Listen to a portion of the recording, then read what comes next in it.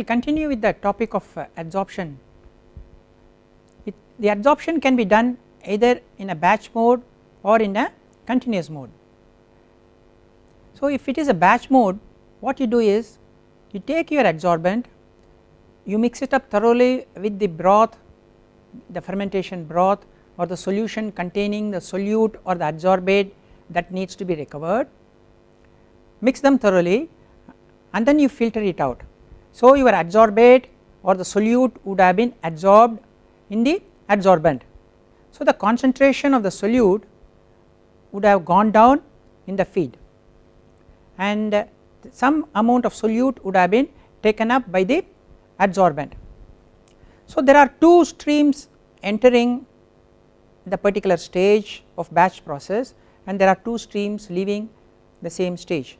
So one stream relates to the solution or the broth which contains the solute or the adsorbate, the other stream contains your adsorbent.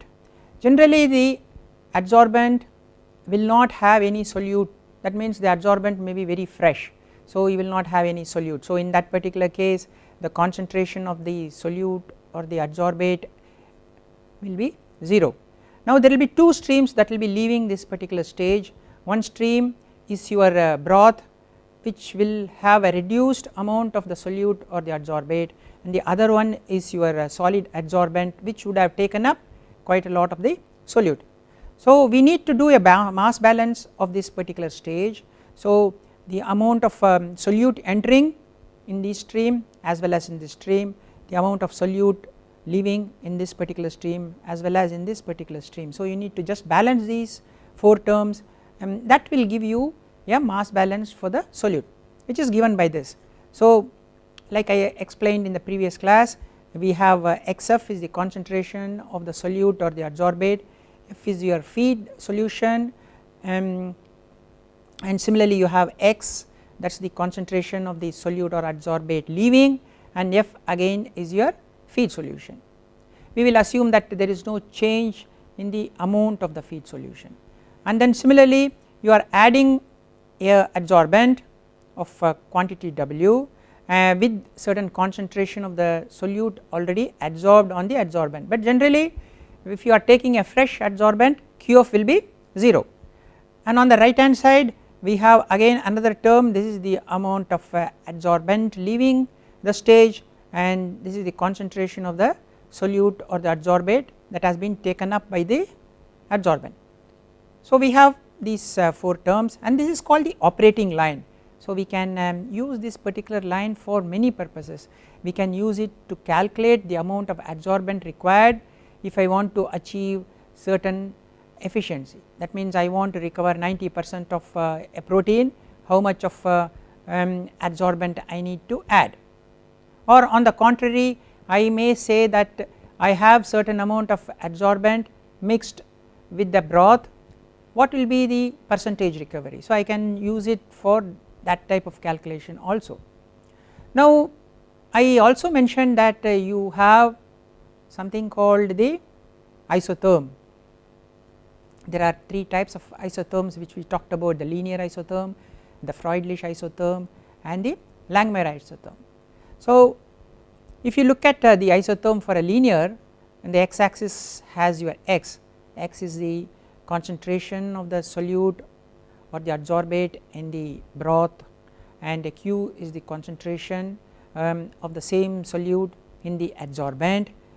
The x and the q are in equilibrium, they can form different types of equilibrium, either a linear relation or a Freundlich or a Langmuir.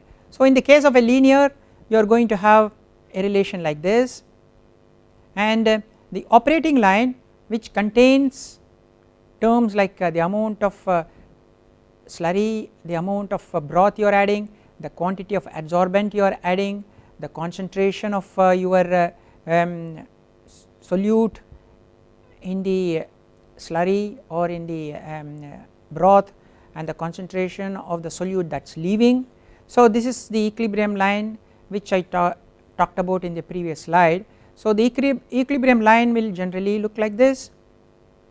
So this is your isotherm relationship, this is given as Q equal to Kx.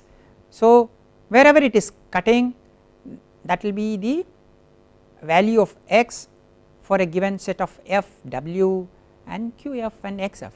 Okay. So, graphically also we can solve this particular equation and the linear equation to get what will be the concentration of the solute or the adsorbate after the adsorption process, understand. So, that is for the case of linear isotherm. Suppose I have a Freundlich isotherm, you know the isotherm looks like this, we mentioned it about couple of classes back if you recall, and again the operating line is going to be in the same way. Okay, the operating line is this particular relation, and wherever they are cutting is where determines the concentration of your solute in the slurry at the end of the adsorption process, and the concentration of the solute in the adsorbent at the end of the process. So, graphically also all I have to do is I draw the Freundlich isotherm, I draw the equilibrium line and I will see where it cuts. If I want to solve it numerically, again it is like two equations are there, I can substitute them and then I can use them.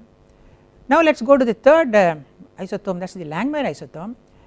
As you recall, Langmuir isotherm looks like this, right, x axis is x and y axis is q. Langmuir isotherm assumes a monolayer adsorption. So, after some time the number of sites available for adsorption is 0, that means all the sites are blocked. So, whatever be your extra concentration of the solute in the slurry, the quantity of q is not going to increase, so it will flatten out, and once again it will have an operating line.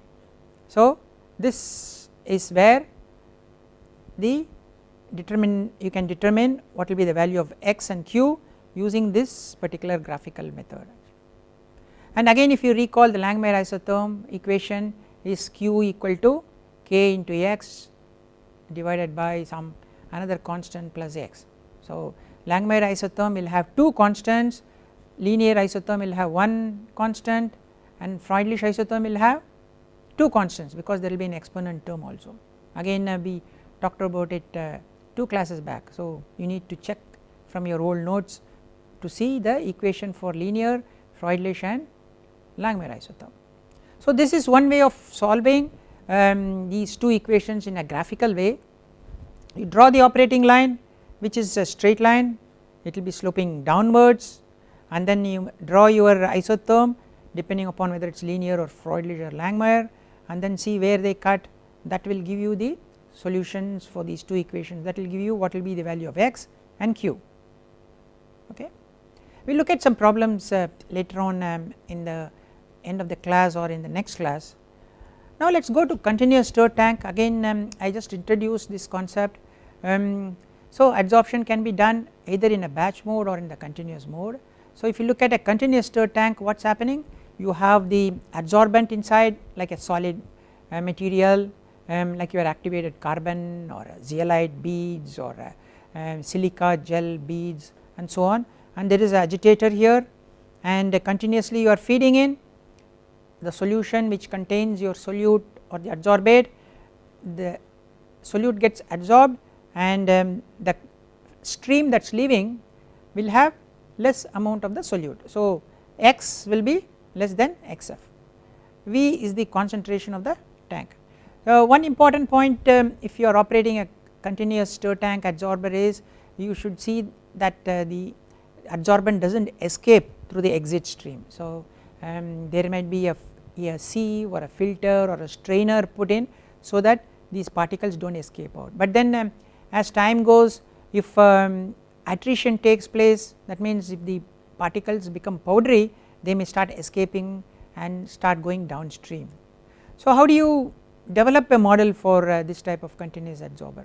It looks slightly complicated, but it is not complicated. So, again you have to do a mass balance, solute in minus solute out minus solute adsorbed is equal to accumulation. Solute in, this is the solute in, F is the flow rate of the slurry or the broth or the medium which contains your solute or the adsorbate at a concentration of xf. Okay. So, F into xf gives you the solute in, f into x gives you the solute out. So this is the quantity flowing out, this is the concentration of the solute in the exit stream. So this is in, this is out, minus amount adsorbed. So because solute from the solution phase goes to the adsorbed phase, so it is leaving this phase, do not forget, that is why you have a minus term here. Epsilon is the voidage factor, that means amount of voids. So 1 minus epsilon gives you amount of solids, and V is your volume of the vessel, and R adsorbed is the rate of adsorption. So this term represents the rate of adsorption of the solute from the liquid phase to the solid phase. So this is solute into the vessel adsorber, solute out of the adsorber, this is the amount adsorbed, that means amount leaving the solution phase moving to the solid phase. This is equal to accumulation, okay, that is why you have dx by dt, t is the time. So this is the accumulation of the solute inside the vessel. After a long time, when all the solid adsorber is saturated with the liquid, there will not be any accumulation at all, remember, but initially as these solids get adsorbed onto your adsorbent, you are going to have accumulation taking place in the vessel actually. So this is a typical mass balance type of equation. This is called an unsteady state equation. It is not a steady state, it is an unsteady state equation because it has not still reached steady state. Steady state means with respect to time all the parameters are equal to 0, that is a steady state. Unsteady state means the parameters are still varying with respect to time, that is why on the left hand side you have dx by dt. So this is an unsteady state mass balance equation, and this is an ordinary differential equation, okay. So this is an ordinary differential equation, and dx by dt, so it is a first order differential equation. Now your R adsorbed can be a linear, it could be non-linear, okay. So it can be a linear differential equation or it can be a non-linear differential. Suppose if it contains a Langmuir type of isotherm, then you will have x in the numerator and denominator, if you recall, okay. Whereas if it is a linear, then you will have just q equal to kx, so then this becomes a linear ordinary first order differential equation. Now how do you solve this? You can solve it either analytically, if the differential equation is easy to be solved analytically, then we can get a mathematical relation between the time and x, that means how the x varies with time or q varies with time. But if it becomes very complicated, we may not be able to do it analytically, then we may have to use some numerical techniques like MATLAB or Mathematica or some other software to solve the differential equation. That is a numerical approach actually.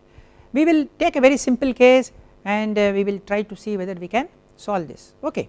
Now there is another important point you need to consider, that is the rate of adsorption.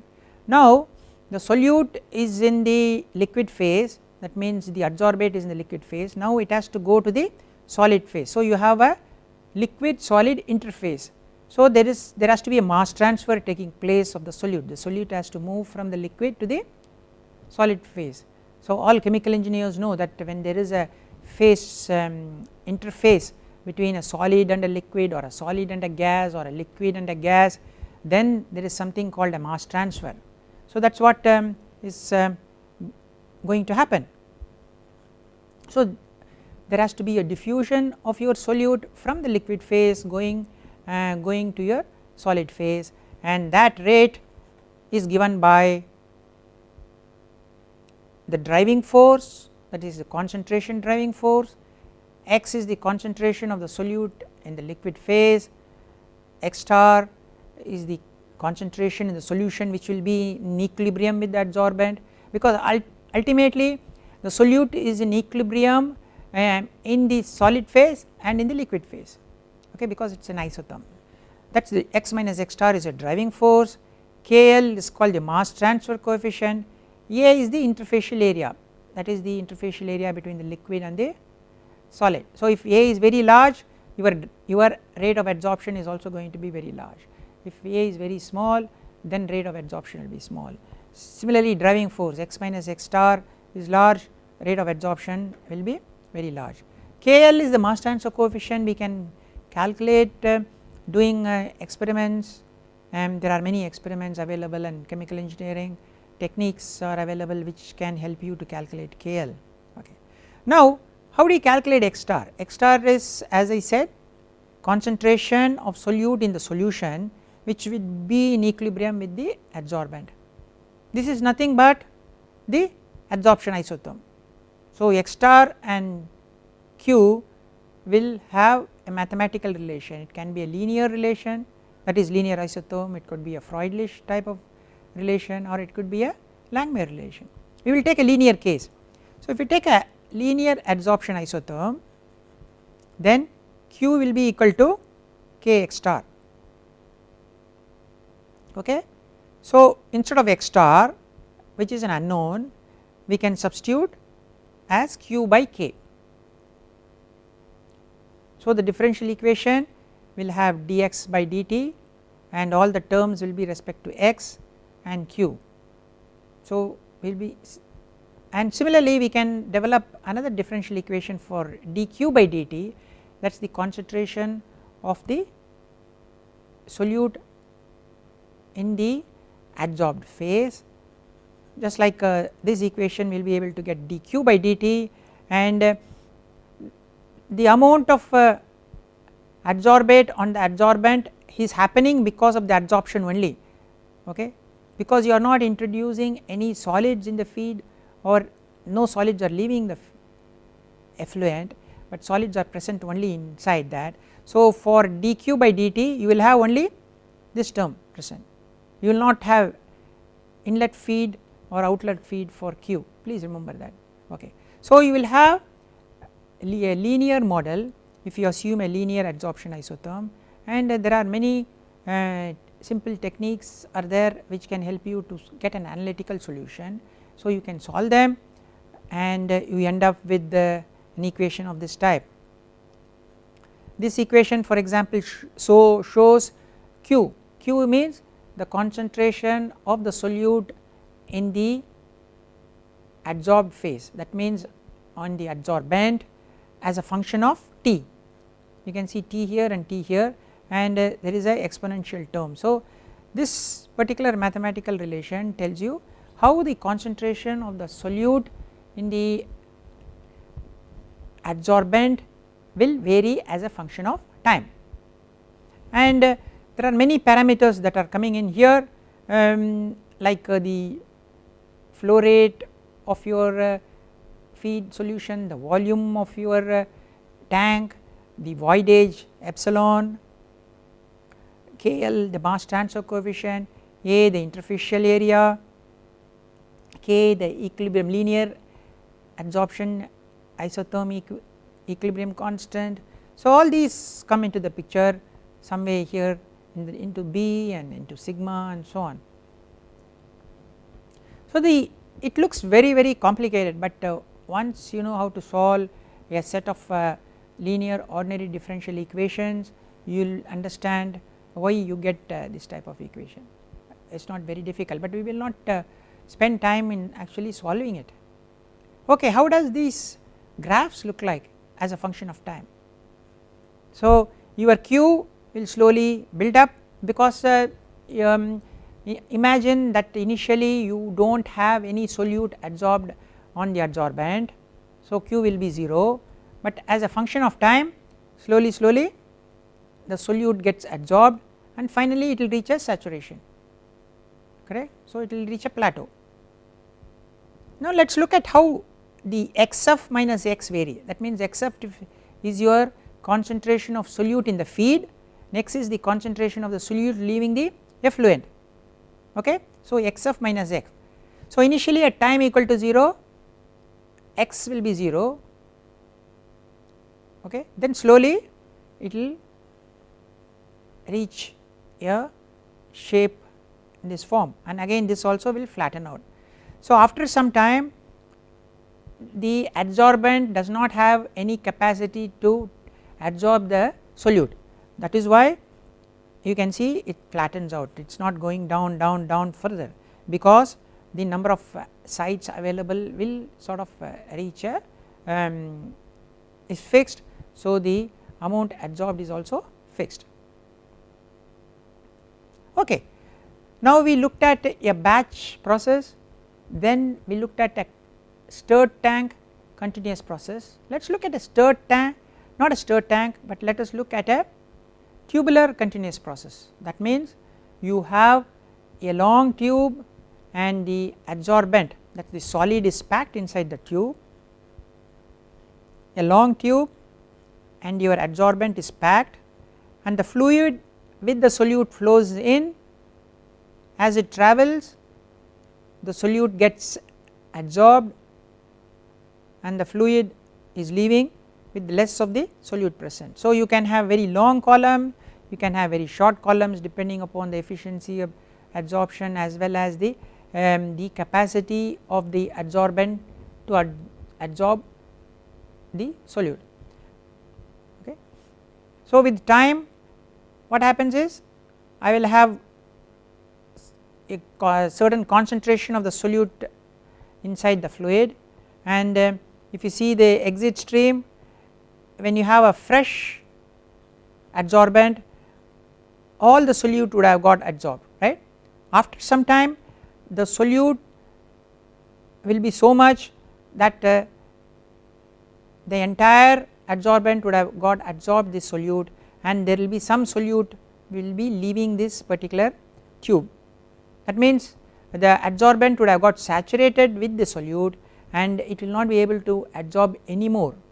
So what happens, initially you will not find any solute because it would have got totally adsorbed, and because the adsorbent is fresh, and after some time what happens, you will start seeing some solute coming out of the fluid in the exit fluid, and then finally it is totally saturated, the adsorbent is totally saturated with the solute, there is not going to be any more adsorption. So whatever is coming in will start going out. So you will get a sigmoidal type of curve. Initially the concentration will be 0 and after some time it will start coming out. We will talk about this particular curve more in detail.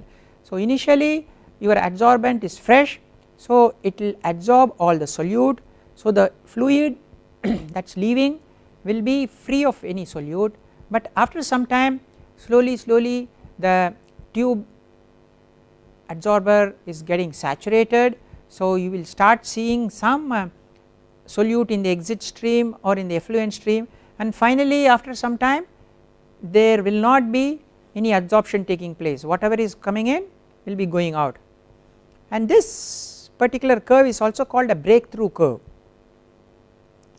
because after some time there is going to be a breakthrough happening and your solute will start coming out here. Okay. So how do you model this particular tubular adsorption process? Here it is bit complicated, because why? Because you have the concentration of solute varying across the length of the tube. Suppose we call this Z, so there is going to be some dx by dz happening also, that means concentration of the solute varying with distance, and you will have concentration varying with time also.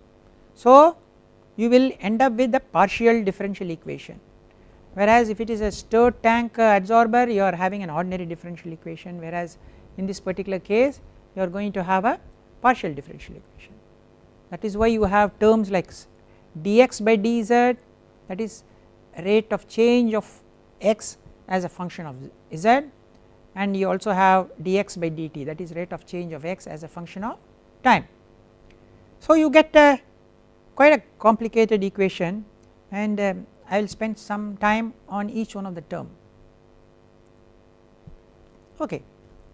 Suppose you take a small section of your tubular adsorber, so you are going to have the fluid entering here, fluid leaving here, and the solute is also entering, solute is also leaving, solute is getting absorbed in the adsorber by the adsorbent, okay,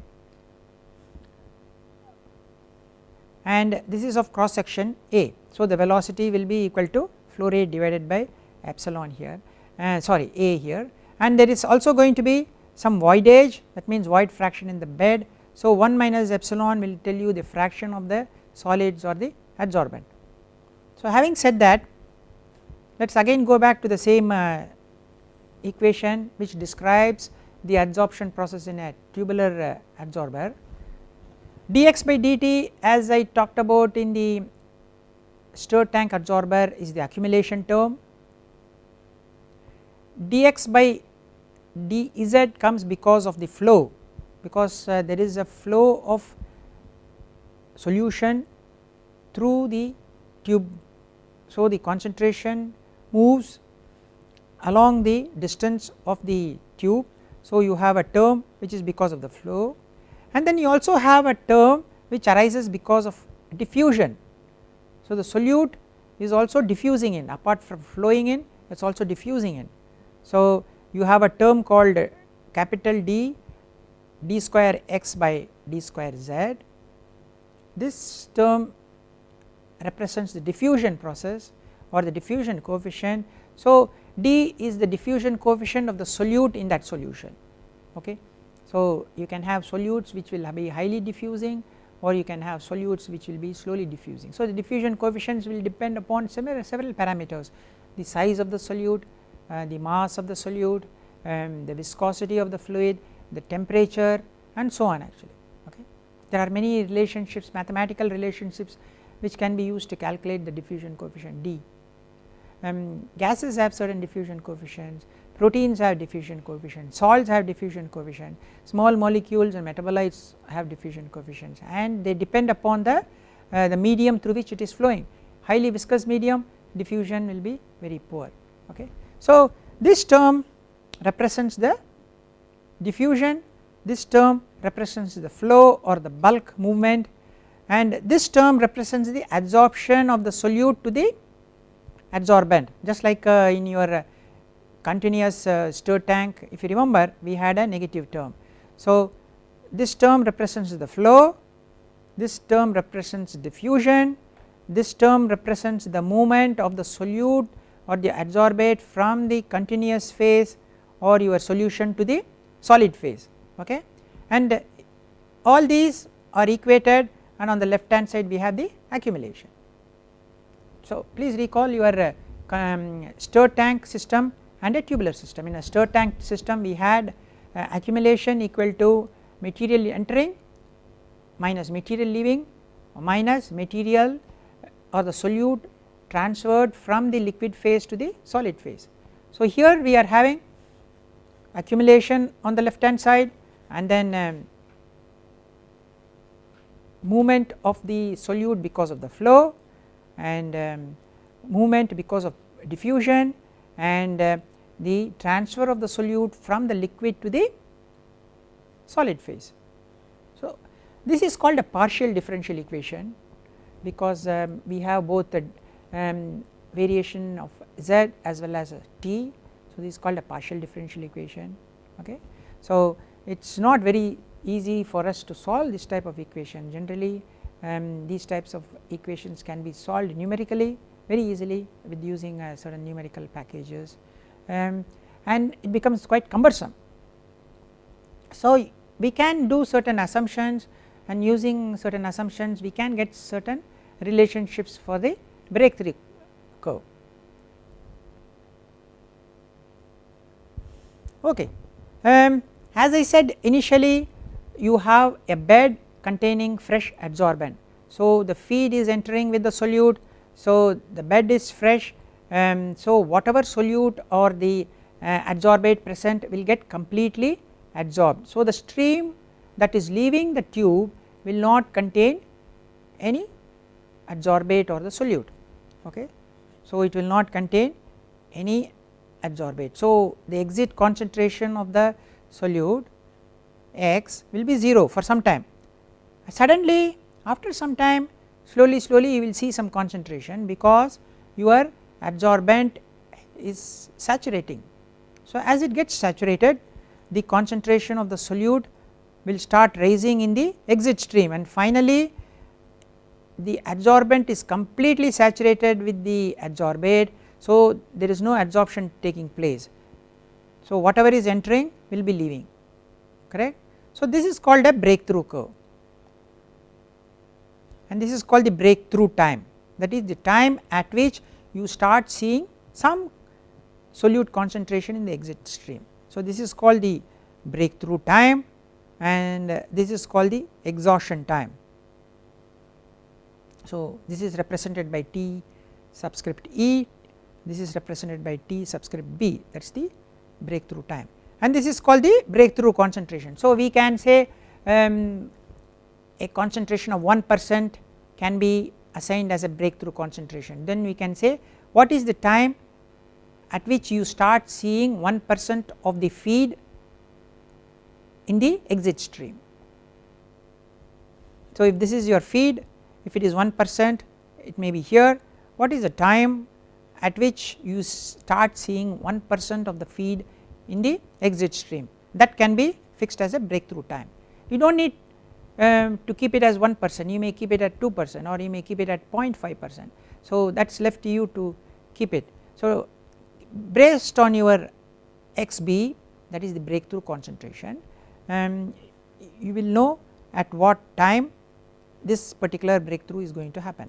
So this is a very important information, because if you are operating a tubular adsorber, so as soon as the breakthrough happens, you do not want to continue your adsorption because the adsorption is going to be now inefficient. So you will stop your adsorption process, you will regenerate, that means you will again freshen up the adsorbent, that means whatever material has been adsorbed will be desorbed, and once it is again available for the adsorption, you may again go back and use it. So most of the tubular design contains two tubes, one will be performing the adsorption process, whereas other one will be getting regenerated. So once the first one is fully saturated or there is a breakthrough, you stop the fluid flow through that particular tube, and then you switch over to the second tube, and then the first tube you start regenerating. And we talked about the various methods for regenerating your adsorbent. We can use high temperature, or we can use acids, or we can use some oxidation type of approach, or even reduction type of processes. All these will help you to regenerate your adsorbent, and then it will be ready to perform certain absorption. So you need to know how long can I run my column so that it reaches the breakthrough. Okay, so that is a very important design operating procedure. So if you look at this breakthrough, so it is happening at certain time, you start seeing some concentration of the fluid in the exit stream, and this is called the equilibrium zone, and this is called the adsorption zone. Okay, and mainly from z equal to 0 going right up to z equal to L into 1 minus delta T by Tb is your equilibrium zone, where delta T is T by Tb, and the adsorption zone is given by L into delta T by Tb, that means delta T is Te by Tb, where L is your bed length. So these two zones are given by these two relationship. The equilibrium zone is L into 1 minus delta T by Tb, and the adsorption zone is L into delta T by Tb. So basically you would like to have a very short adsorption zone, and you would like to have a very long equilibrium zone. That means if the equilibrium zone is very large, I can adsorb more of the solute using the same amount of adsorbent. Okay, so you would like a graph like this, quickly rising up. You do not like a graph where it is rising up very slowly, understand. So you would rather have a graph which quickly rises up, and that means the adsorption zone is very short, equilibrium zone is very large. Whereas if you have a very large adsorption zone and a very short equilibrium zone, then that particular adsorbent is not very efficient. Okay. So if the adsorption zone is very large, that means your picture will look like this, slowly rising and going, whereas you want to quickly have it risen here, and you want to have a very long equilibrium zone. So how do you find out all these? Suppose I have in my lab a small column packed with the adsorbent, then I pass my fluid with the solute or the adsorbate, and then I find out the breakthrough time and the exhaustion time. Okay. So I find out the breakthrough time and the exhaustion time, and then using this particular relationship I can calculate what is my equilibrium zone and what is my adsorption zone, right, very simple. So you need to collect data in your lab using a tubular adsorber. Again you can use this for several other calculations. Okay. The most important is the fraction of the bed that is loaded when the breakthrough happens, because as I said, once the breakthrough happens you do not want to continue with the same tubular adsorber, you want to stop the adsorption, you want to regenerate your tube. Okay. So how much fraction of the bed is loaded when the breakthrough happens? More the fraction, that means more efficient, less the fraction, that means it is less efficient, you understand. So I want to have a very high fraction, that means closer to 1 rather than a very low fraction when the breakthrough happens. So these are some of the relationships which you make use of. One is the Q at equilibrium is given by Q into XF, and the adsorption zone contains half that much, because we assume that this area, this particular rectangular area is divided almost approximately by half by this relation. So we can take this is equal to this, so or this into 2 will be equal to this. So these are some approximations which we can make use of. By doing all this we end up with the fraction of the bed which is loaded when the breakthrough happens, theta is equal to 1 minus delta t divided by 2b. Delta t is nothing but t minus tb, tb is your breakthrough time, t is your exhaustion time. So once you calculate the exhaustion time and the breakthrough time in your small lab adsorber, you can calculate theta and see how large theta is it closer to 1, 0.8, 0.85, then it is very good. But if you have less like 0.5, that means only 50% of the bed is fully loaded when the breakthrough happens, that means other 50% is not serving purpose, and again after breakthrough you do not want to run the adsorber, so you need to regenerate. That means after every 50% loading you are regenerating your adsorber, which is not very efficient, whereas if the theta is 0.85, that means after 85% of loading you are regenerating your adsorber, which is good. That is why you want to have your theta to be fairly large, almost 0.85. So if it is small, then obviously that particular adsorbent is not very efficient, you need to change your adsorber.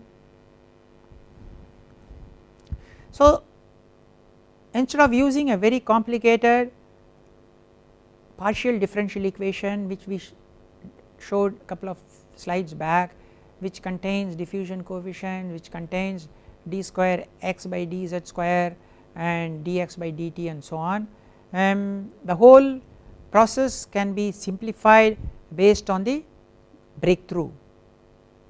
So by just looking at the breakthrough time and the exhaustion time, we can calculate the fraction of the bed which is loaded when the breakthrough happens, which is given by this relation theta equal to 1 minus delta t by 2 tb, where delta t is t minus tb. We can tell how efficient is your adsorbent in a tubular design, and if it is not very efficient we may plan to replace it with some other adsorbent. We will again look at some problems during the course of this particular downstream process. So in commercial downstream processes of protein, for example, if I want to purify a protein, after the maybe fermentation you may have cell debris, cells and the protein, and we cannot directly go to a chromatograph because it becomes very inefficient. Chromatograph may get denatured or become inefficient because of presence of so many unwanted material. Sometimes centrifugation or filtration may be very expensive in very large scale, and if you know the target protein and you know what type of adsorbent that can be used for adsorbing this protein, then that process becomes very efficient. So, adsorption can be resorted to in such a situation.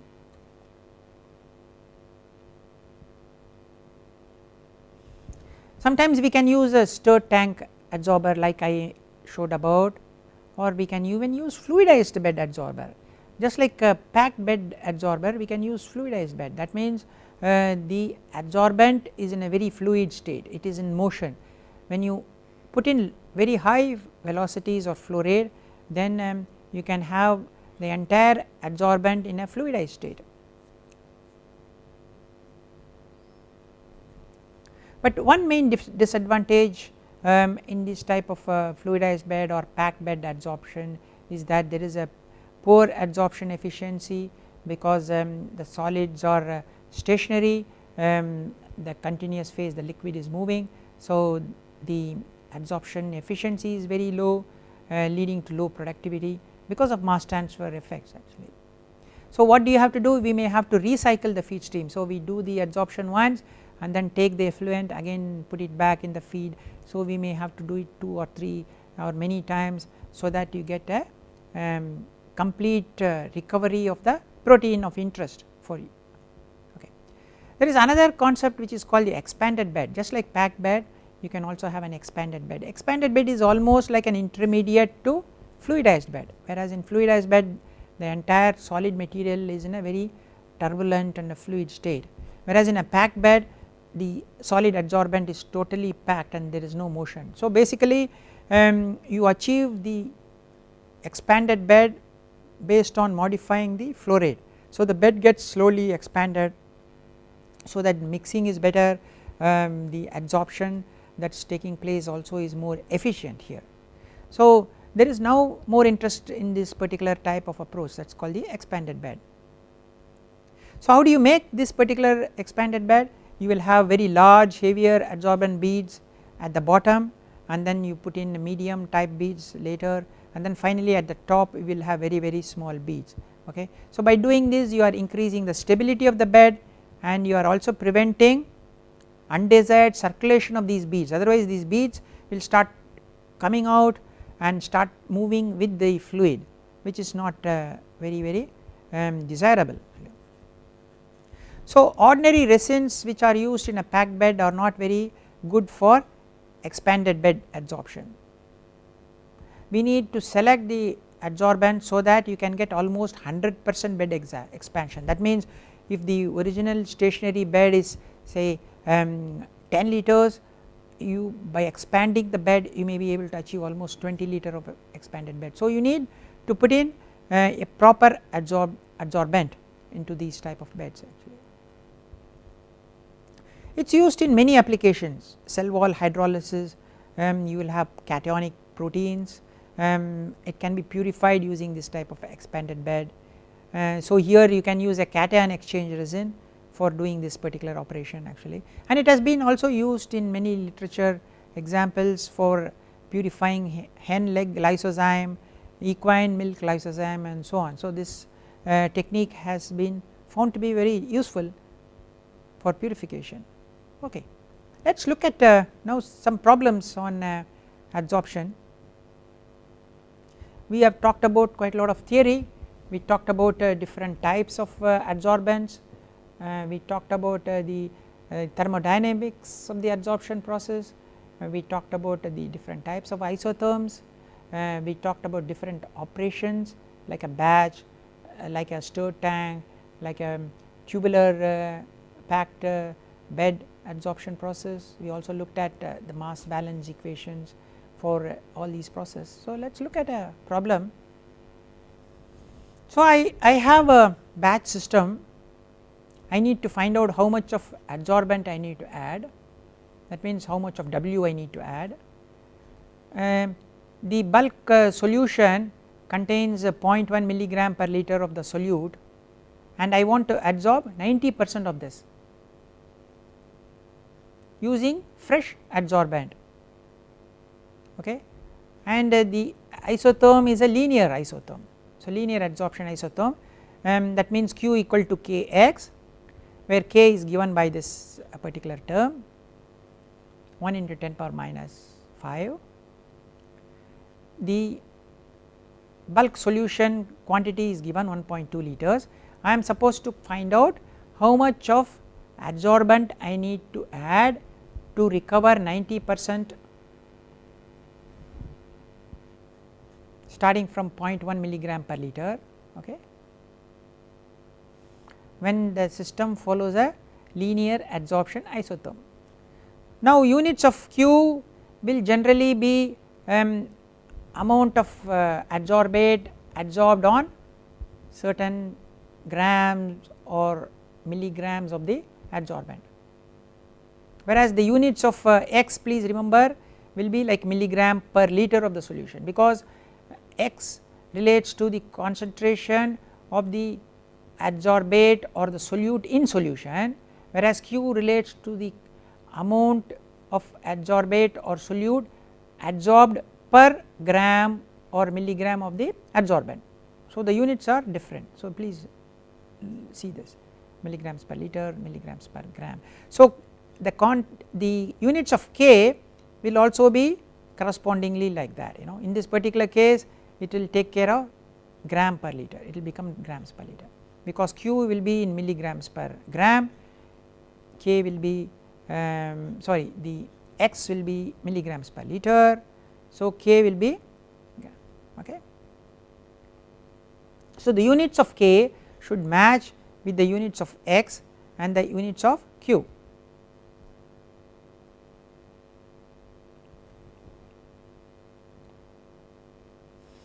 Now, we take the regular mass balance equation, you have a solute coming in because of the bulk solution, you have the solute coming in from the adsorbent. In this particular case it is given as 0, but you can have situations where the adsorbent may contain some solute. You have two streams going out, one is the solution which will be containing now less of the solute, and you will have the adsorbent which will have more of the solute. So, there will be 4 terms, term 1, term 2, term 3, term 4. Now, the concentration of the adsorbate in the final solution will be 10%, because you want to adsorb 90%, agreed, and your initial feed contains 0.1. So, 0.1 into 0.1 is 0.01, that will be the concentration of the solute in the exit stream. Now, this is your mass balance Xf into F, that is the quantity of the solute in the feed, X into F, that is the quantity of the solute in the exit or the effluent stream, Qf into W, where W is the amount of adsorbent you are adding, this is the quantity of the solute coming from the adsorbent, Q into W, Q is your concentration of the solute in the adsorbent. So, this is the quantity of the solute leaving with the adsorbent, and because Qf is 0 you are adding fresh adsorbent. So, this will become 0, and then you take 0.1 is your feed, you are taking 1.2 liters of the solution. So, you have 1.2 liters here, 1.2 liters here, X is 0.01, and Q and X are related like this, Q equal to Kx, K is given and Q you can take it here is equal to K into X, X is equal to 0.01. So, you can substitute this particular term here inside this. So, all you do not know is W, that is the quantity of adsorbent required to adsorb 90% of the solute in a feed.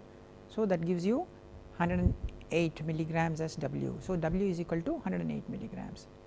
That means, if I take 108 milligrams of a adsorbent and I add to a solution of 1.2 liters which contains 0.1 milligrams per liter of the solute of interest, 90% of this will get adsorbed, assuming a linear adsorption isotherm with the K value of 1 into 10 power minus 5, understand. So, you see, if I want to perform this adsorption in my lab by doing this particular mass balance and assuming I want to recover 90% of the solute, I can calculate what should be the amount of my adsorbent required.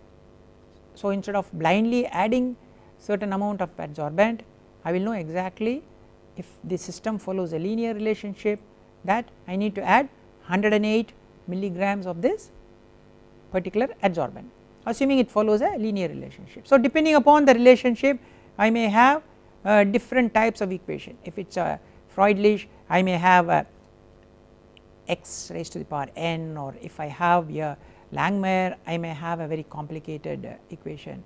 So, this is a linear relationship. So, I just introduce that into my original mass balance and I calculate my W. Okay, thank you.